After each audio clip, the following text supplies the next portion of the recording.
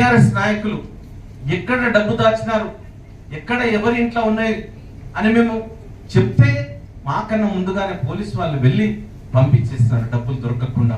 సిబిసిలో చాలా సార్లు పెట్టాం, 1-2 సార్లు కాదు, చాలా సార్లు చాలా మండలాల లోపల ఎవరెవరి దగ్గర డబ్బులు ఉన్నాయో పట్టుకోండి మేము సాక్ష్యాధారాలతో చెప్తే కూడా వీళ్ళు వాళ్ళకు ముందే ఒప్పందించి, నాకు ఇప్పుడు అర్థమవుతా ఉన్నది ఈ ఫోన్ ట్యాపింగ్ వ్యవహారంలో నేనున్నాను, నా ఫోన్ ట్యాపింగ్ ద్వారా నేను మాట్లాడిన సంభాషణల ద్వారా వాళ్ళకి అడ్వాంటేజ్ అయిపోయింది. మరి మావి ఎవరికన్నా నేను అడ్వర్టైజ్మెంట్స్ కోసం కొన్ని పైసలు పంపించాను, నా అడ్వర్టైజ్మెంట్ ఏమని దానికోసం పట్టుకున్నారు వచ్చి, అరే నాయన ఇది మేము మా సొంత డబ్బులు, నేను సంపాదించిన డబ్బులు ఇవి లక్షలలో లేవు, ఒక 20,000, 30,000, 50,000 ఉంటే మీరు పట్టుకోవద్దని చెప్తే, అంటే నేను డబ్బులు తీసి పట్టుకొని వస్తున్నా అని నేను సంభాషణలో చెప్పిన, మా పిఏకి చెప్పిన, పోయి ఇచ్చిన వాళ్ళయ్యా సార్ మీరు కూడా అటే వెళ్తున్నారు కదా, ఇద్దరం కలిసి ఇచ్చి వెళ్దామని లోపలనే మమ్మల్ని ట్రాప్ చేయడం జరిగింది. అంటే నువ్వు ఎంతవరకు విన్నావు?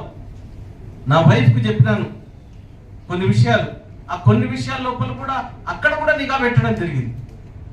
మరి ఇంతకన్నా దారుణం, ఇంతకన్నా నీచం ఇంకోటి లేదు.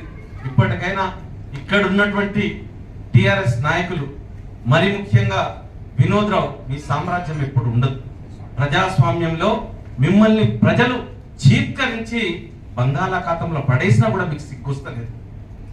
ఇంకా మీరు కాంగ్రెస్ పార్టీని ఏదో చేస్తాం, ఏ విధంగానో నిర్వీర్యం చేస్తాం అనుకుని ఏ పార్టీ ఉండకూడదు, ఏక పార్టీ ఏక చక్రాధిపత్యమే ఉంటది అని తెలంగాణలో పగటి కలలు కన్నారు. మీరు తెలుగుదేశాన్ని కథం చేస్తాం, ఇక ఉన్నది ఒక కాంగ్రెస్ పార్టీ అని, కమ్యూనిస్టులు తోక పార్టీలని మీరే చెప్పినారు.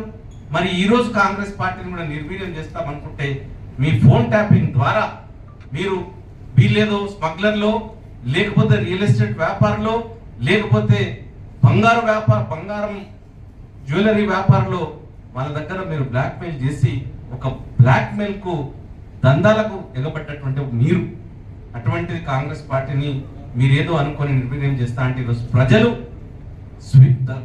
వాటిని గౌరవించి ప్రజలు ఓటేసి మీ డబ్బుల ముందు కానీ, మీ యొక్క అధికారం ముందు కానీ, మీ అధికారం దండగా, మీరు పనికిరారు, ప్రజాస్వామ్యంలో మీరు పరిపాలించే అధికారాన్ని కోల్పోయినారని మిమ్మల్ని ప్రజలు చిత్కరించినారు.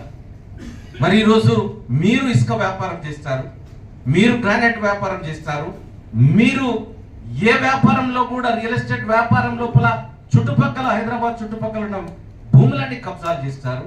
మరి అసైన్ ల్యాండ్స్ అన్నింటి కూడా ధరణి పేరుతో చేస్తారు.